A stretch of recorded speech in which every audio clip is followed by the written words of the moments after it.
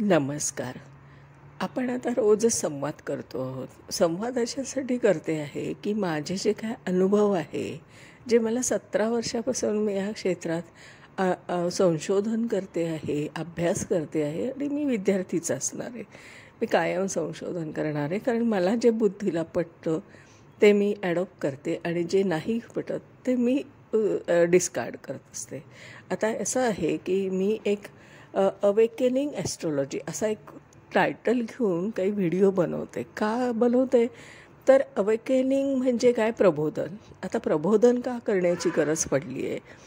तर माझ्या असं 17 वर्षाच्या रिसर्चमध्ये अभ्यास करताना असं लक्षात आलं, की आपण काही थिअरी आहे ही खूप प्रमाणात ॲडॉप्ट केलेली आहे.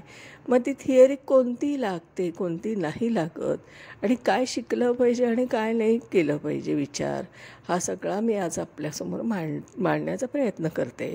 आता मी व्हिडिओ बनवताना असे बनवत नाही आहे, की जे शिकवायचे आहेत, की हा आहे पंचमहापुरुष योग, हे आहे केंद्र, हे आहे योग, असं मी काही शिकवत नाही. कारण ते तुम्ही ऑलरेडी ते शिकलात सगळं. तुम्हाला अनेक सोर्सेसमधून ते शिकायला पण मिळतं आहे, क्लासेसमधून, वर्कशॉपमधून, यूट्यूबवरून. आपण ते सगळं थिअरी ॲडॉप्ट करतो आहे. पण आपण असा कधी विचार केला का, की जर आपण हे सगळं शिकतो आहे, हे कुंडलीवर ॲप्लाय करताना आपल्याला कधी अनुभवास येतं का? हा प्रश्न जर तुम्ही कधी स्वतःला विचारलात तर तुम्हाला संशोधन करण्याच्या मार्गावर जाता येणार आहे. आता उदाहरणार्थ असं आहे, की मी अशासाठी सांगते, की आपण आता सगळं बघितलेत, की ज्योतिषशास्त्रामध्ये अनेक प्रकारचे कोर्सेस शिकवले जातात. आता त्याच्यामध्ये आहे जैमिनी आहे, मुंडेन म्हणजे मेदनीय ज्योतिष आहे, अष्टक वर्ग आहे. आपण बरेच टायटल असे बघतो, की ज्याच्यातून आपल्याला शिकायला मिळतं. मग आपण काय करतो, की आपण ते प्रत्येक कोर्सला जॉईन होतो.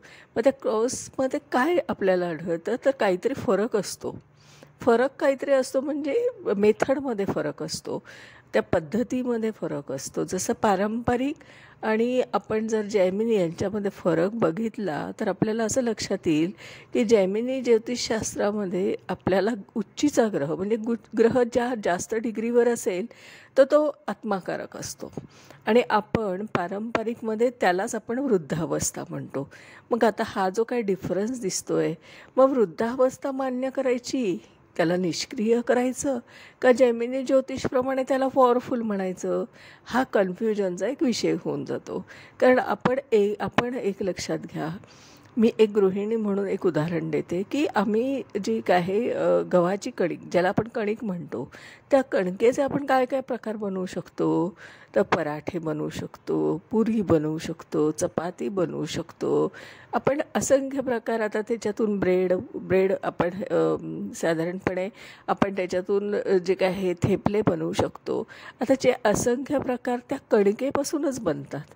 आता कणिक घेऊ ही बेसिक गोष्ट झाली. त्याच्यातून अनेक व्हरायटीज बनवायच्या आणि त्या समोर प्रेझेंट करायच्या आणि त्याची टेस्ट बदलते. टेस्ट बदलली की आपण त्या आवडीने खातो आणि त्याला म्हणतो हा हा पराठा आहे. ती कणिकच आहे. कणकेमध्ये काही थोडं इन्ग्रेडियंट आपण बदलले आणि त्याचा आपण पराठा बनवला, पुरणपोळी बनवली. आपण जे स्टफिंग घालतो त्याच्याप्रमाणे त्या पदार्थाची टेस्ट बदलते. तसंच ज्योतिषशास्त्रामध्ये ग्रह तेच आहेत. आपण काही बदल नाही आहेत. जे 7 ग्रह आहेत तेच आहे. त्याच्यात राहू केतू अजून 2 आणि त्याच्यानंतर अर्शल, नेपच्यून, प्लुटो. हे सगळी 12ची टीमच काम करत असते प्रत्येक गोष्टीत, प्रत्येक शास्त्राच्या ह्याच्यात मेथडमध्ये. जैमिनी ज्योतिषमध्ये तेच आहे. नंतर आपण मेदनीय शिकलात तरी त्याच्यात तेच आहे. मुंडेन ॲस्ट्रॉलॉजीमध्ये वेगळं काही नाही. मेडिकल ॲस्ट्रॉलॉजीमध्ये पण तेच आहे. तेच ग्रह आहेत. तेच ग्रह वेगवेगळ्या डिग्रीवर असताना वेगवेगळी कार्य करतात हे सिद्ध आहे. म्हणून ती मेथड आहे. मग जसं मी म्हटलं ना, की पारंपरिकमध्ये ज्याला आपण वृद्धावस्था म्हणतो जास्त डिग्रीच्या ग्रहाला, तेच आपण जैमिनी ज्योतिषमध्ये त्याला आत्माकारक म्हणतो. म्हणजे पदार्थ एकच, ग्रह तोच, पण तो जर जास्त डिग्रीवर जैमिनी ज्योतिषमध्ये असेल तर तो पॉवरफुल आणि पारंपरिकमध्ये असेल तर तो निष्क्रिय. आता हे जे काय आपण बनवलं हे 2 व्हरायटीज झाले.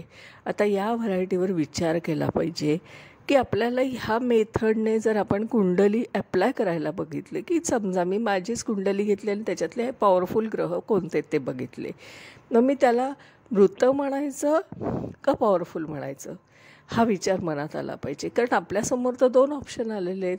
एक जण म्हणतं आहे की ते पॉवरफुल आहे, एक जण म्हणतं आहे ते वृद्ध आहे, ते रिझल्ट देणार नाहीत.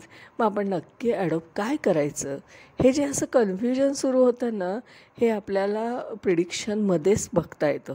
आणि प्रिडिक्शन करताना आपल्याला काय कळतं की या ग्रहाला पॉवरफुल असताना ह्या रिझल्ट मिळतो आहे का मृत असल्यामुळे घडतं आहे.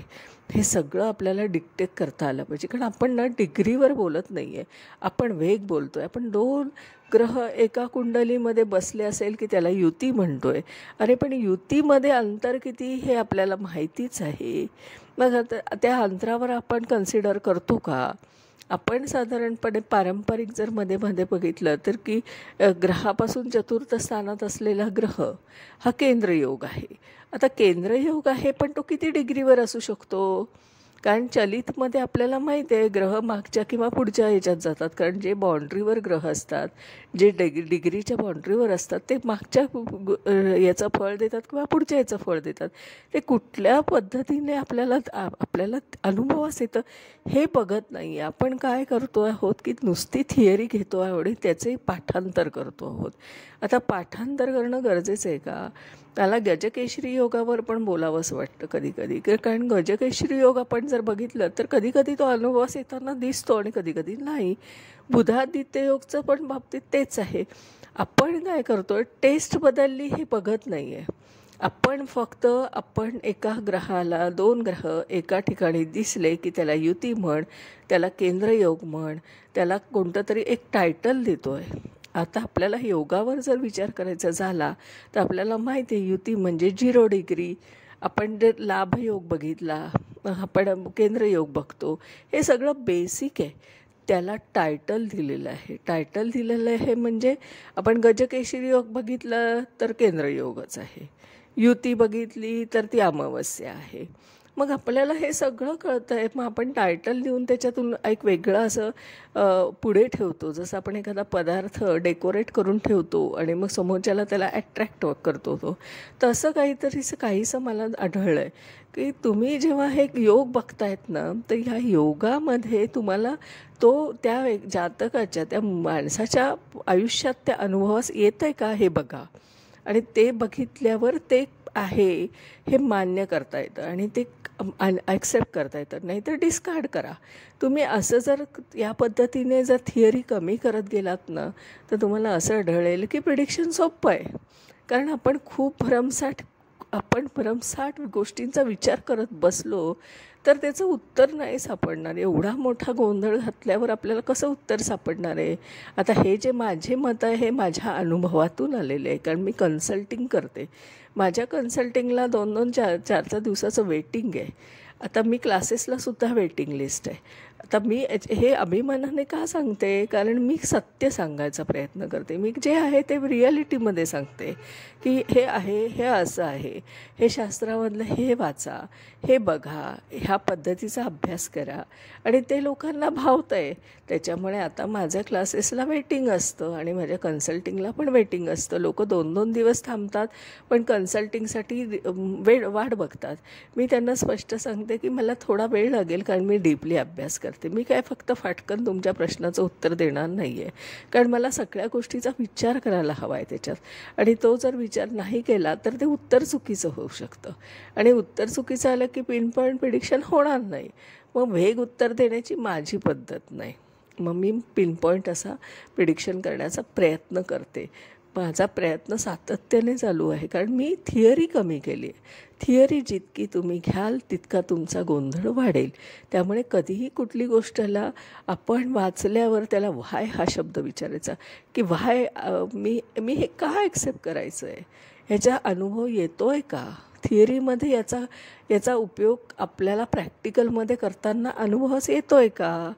गजकेशरी योगा दिसतोय तर त्या माणसाच्या आयुष्यामध्ये खरंच तसं लिहिलेलं आहे ते घडतं आहे का त्या व्यक्तीला विचारा तुम्ही.